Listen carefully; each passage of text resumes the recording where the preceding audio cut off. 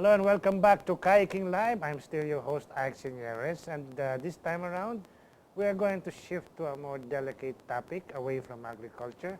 We're going to talk about global sex trafficking, and for that, we have as our guest Mr. Bryan Gallinger. He is the International Marketing Advisor for an organization called Call to Rescue. Good evening, Bryan, and welcome to the show. Good evening. Thank you for having me. We're eager to find out from you what is the global sex trafficking situation worldwide and perhaps here, if you could tell us also. Sure. Well, it's a global epidemic, and there are children being trafficked around the world.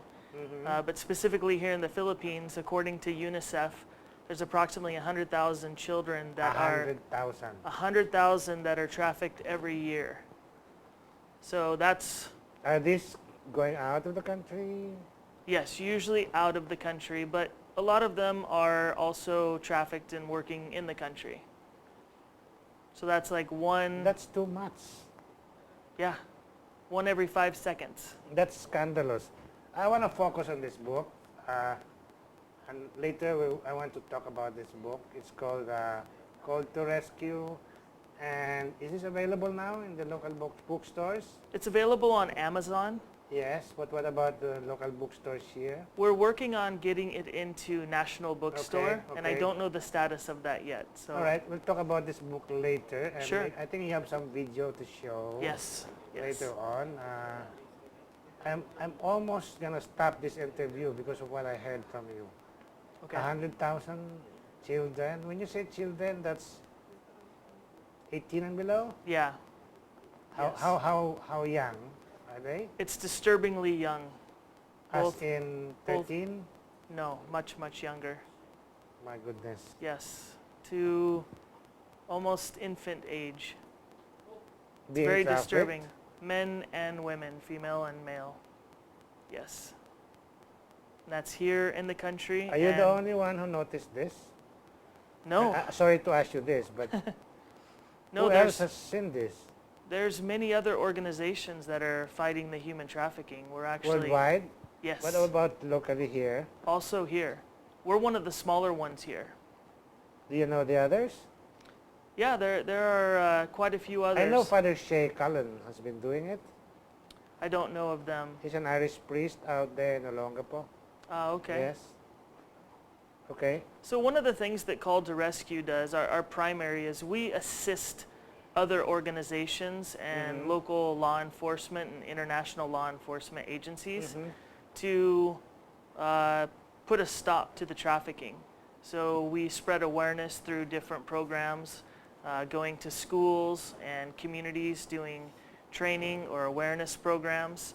We also have a hotline that people can anonymously report either via texting or phoning any type of violence or abuse, and of course trafficking. You have a call center? No, we don't have a call center, but we have a hotline that... Is that here in Manila? Correct, yes.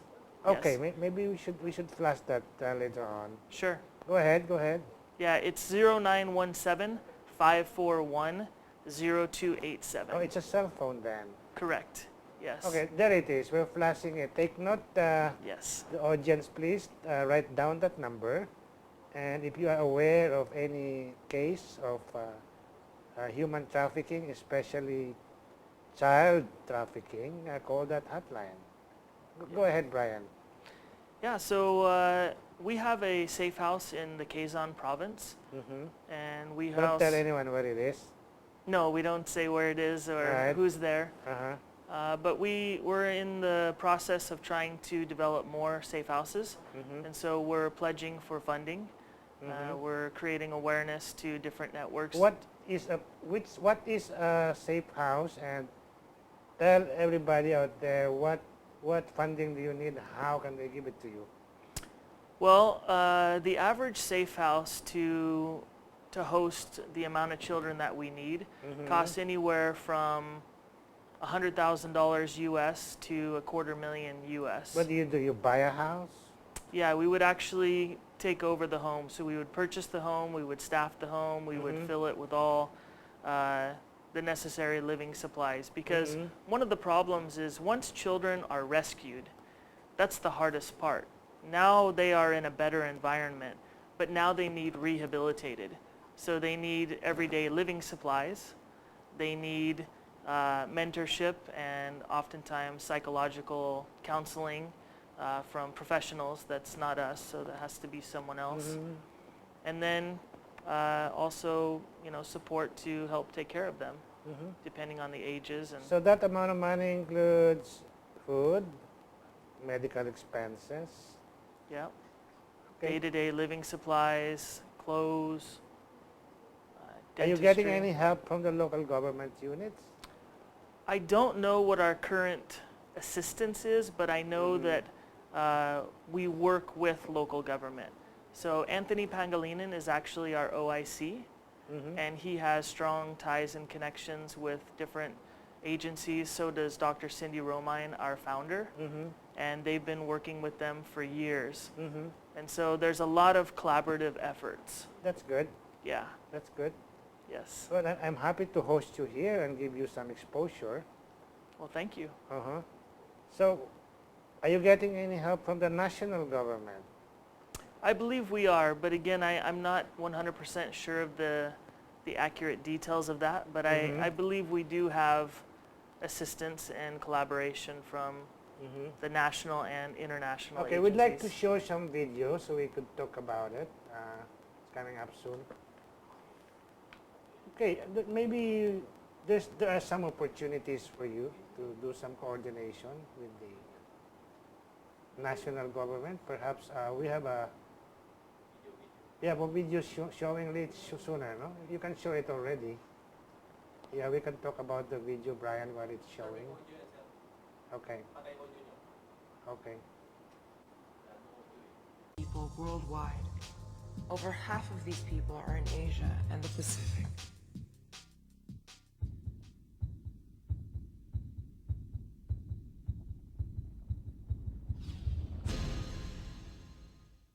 Human trafficking is a major problem facing the Philippines, affecting as many as 100,000 kids across the country.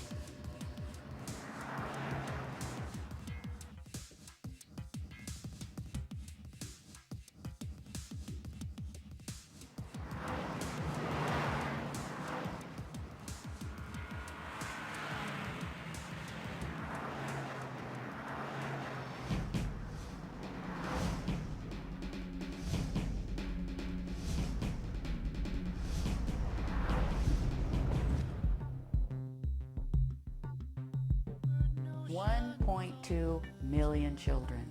That's how many of our young ones are stolen each year worldwide.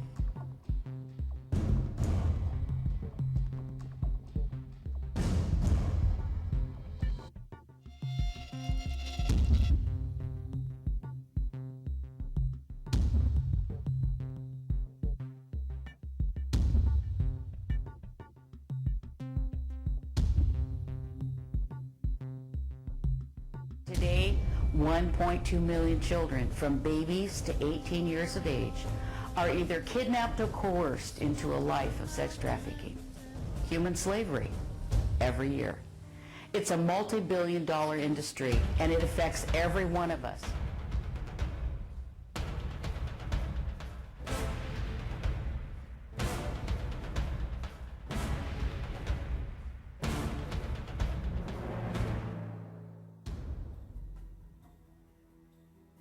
Statistically, a child you know right now will be lured into sex trafficking.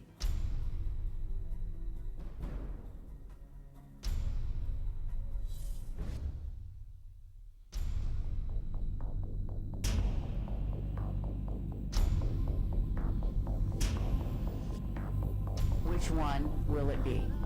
Your neighbor's child? Yours.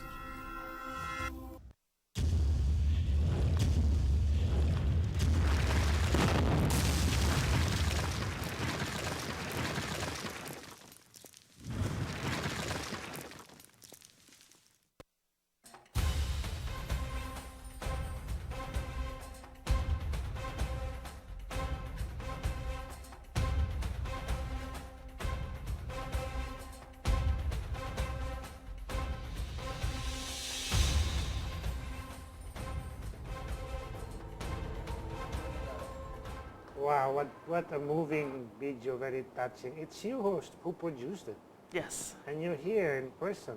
yes.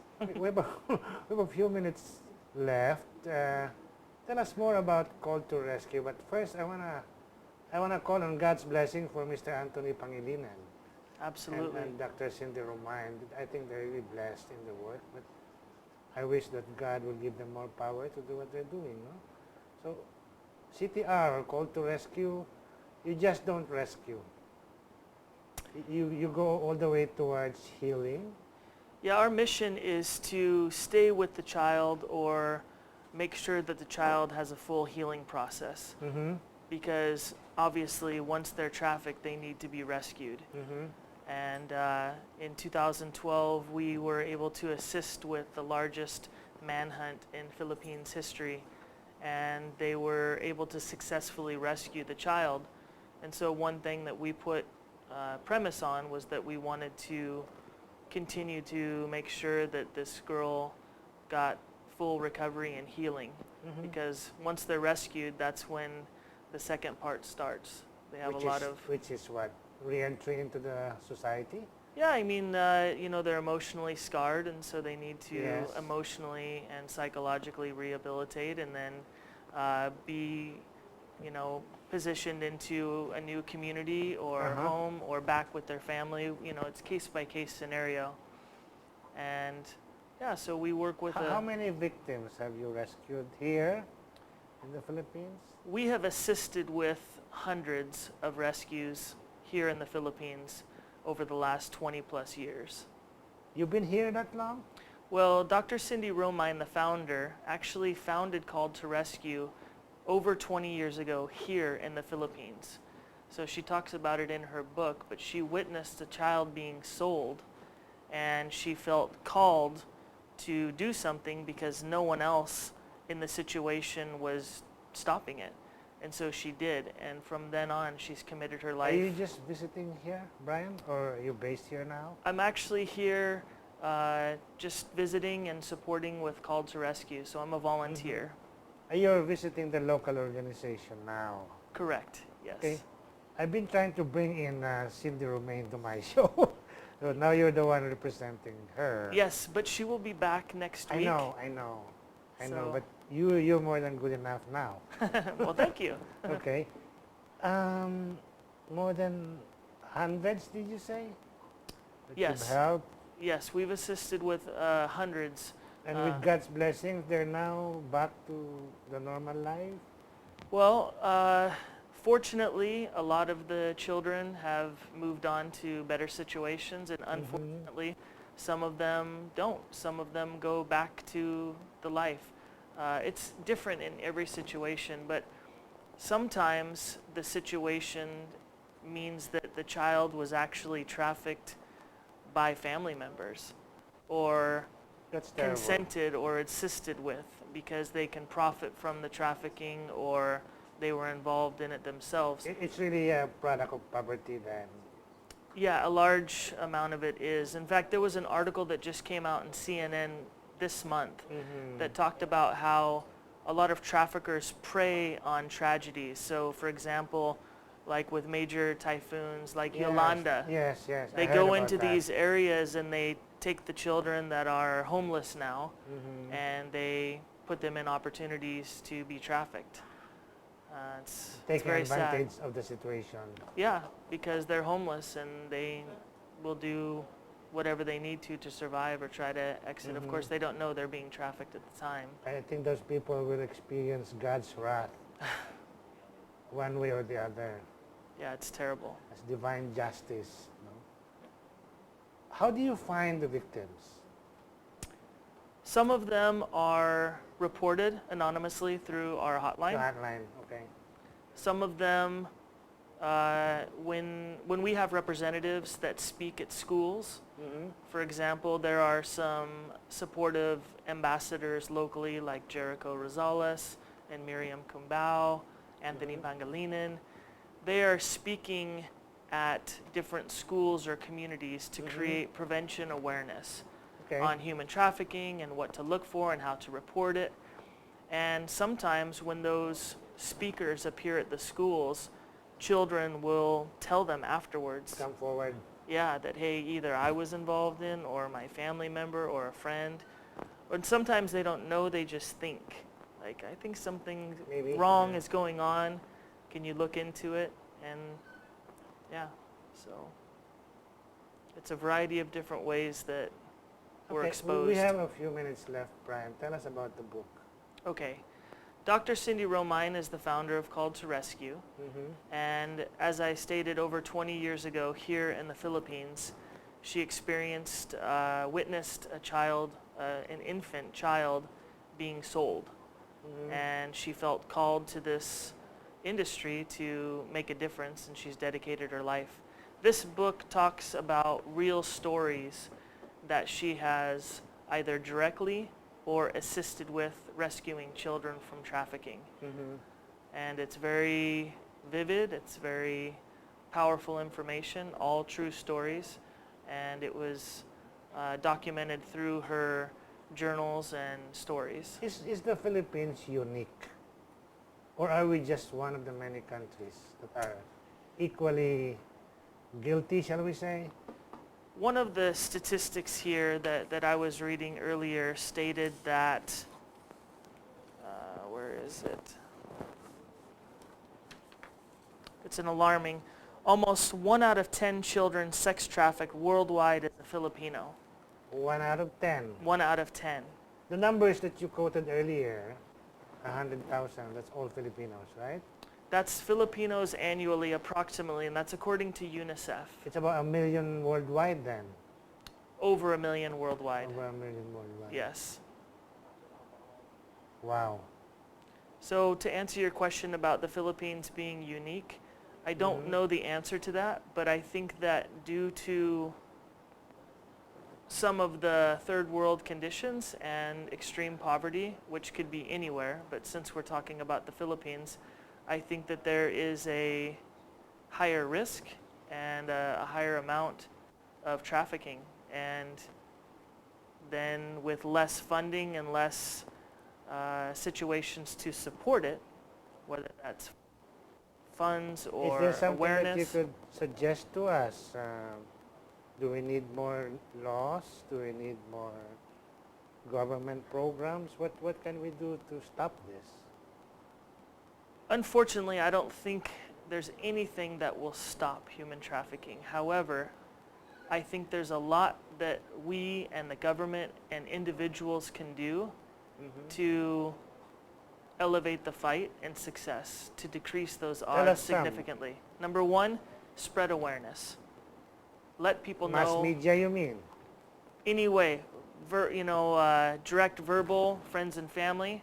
Social media is very powerful, so sharing the hotline information, our website, just putting the word out there that there are organizations like Called to Rescue that are not only wanting to, but are helping. So spreading awareness. Number two, supporting. Funds are the most powerful way because with funds, we can allocate whatever resources are needed. So whether it's vehicles to do more rescues, once we have the volunteers and the enforcement, when they're out doing rescues, they need food. They need load for their phones. It's risky business, right? You could get shot at. It can be very dangerous because there are crime syndicates. You're dealing with syndicates, I was going to say. Yes, dangerous people that are profiting from this business. Yeah, it's very dangerous. So armor for the volunteers and the law enforcement, food, and then like I said, housing for the kids. There's an organization locally over the last few years, I don't know their name, but they were rescuing hundreds of children per month. And they were receiving funds from an organization in the US. I don't know what the organization was, I apologize. But if Called to Rescue had similar funding, then we could increase our productivity, bottom line. There are a lot of people that are contacting us wanting to volunteer. They just don't know what to do and they don't have resources. So if they had direction and resources, if they had food that could be taken to safe houses or there are psychologists and social workers that would love to help rehabilitate the kids. Yeah, so funding is another. We actually have a list of specific things that people can do when they decide that they want to support. And I can pass this information to you guys. Do you have a list? Do you know your backlog? Do you know that there are kids who would need your help, but you couldn't do anything right now because you lack the resources? Absolutely. We do school tours, and the more funding we had to send speakers out to these schools or communities or churches or whatever, those could be a direct resource. Communication campaigns, so providing phones and specific resources for communicating when they're out doing the rescues. Plane tickets to get people to and from the areas when we need to either train or educate, spreading awareness, or actually doing the rescue missions. Vehicles, a lot of these missions are done remotely out in the provinces. Do you get assistance from the police in case of emergency situations, right? Yes, when they're available, when they're aware, and when they're capable, we do. We do have alliances and collaborations with local and national police and other enforcement agencies as well. Well, we've run out of time, Brian. I'm going to give you an assignment tonight. Okay. You have to bring in Dr. Romine. Okay, my pleasure. She Yes. says hello. She's in Hong Kong, and I she know, would I love to know. be here. I haven't given up on her, by the way. Don't give up. She wants to be here, so maybe we can arrange that next week. I'll assist. She's welcome to come back here anytime, and you too, you can come back here all the time. All right, that would be great. You should feel at home here. This is the channel for nation building. I do. I feel very comfortable. And maybe after the show, we can talk some more and see what we can do for you Sure. in terms of propagating your hotline. You have 30 seconds to make an appeal to the world. Tell Okay. them what you need, tell them what kind of help, and we end after that. When I decided to get into advocacy work and support, one of the things that a friend told me was, you don't need to create a cure for cancer or raise $1 million to support advocacies and to make a difference in the world. All you need to do is find one that's doing something great and support it. Whether that's you just spreading awareness, one-to-one individuals, or volunteering for the organization with a skill or an asset that you have. And so I want to challenge and inspire people that are watching this to get involved in whatever capacity you can. That could mean just spreading the hotline through your social media, or it could be attending one of our awareness teachings and learn how you can get involved. It could be having a closer ear to the ground, keeping your eyes out for abuse or violence and reporting it anonymously. Thank you very much. Well, again, I call on God's blessing for you, Brian, and for Anthony, and for Miriam, and for Dr. Romine. Thank you for coming to the show. Thank you. It's an God honor. bless you. Take it away, baby.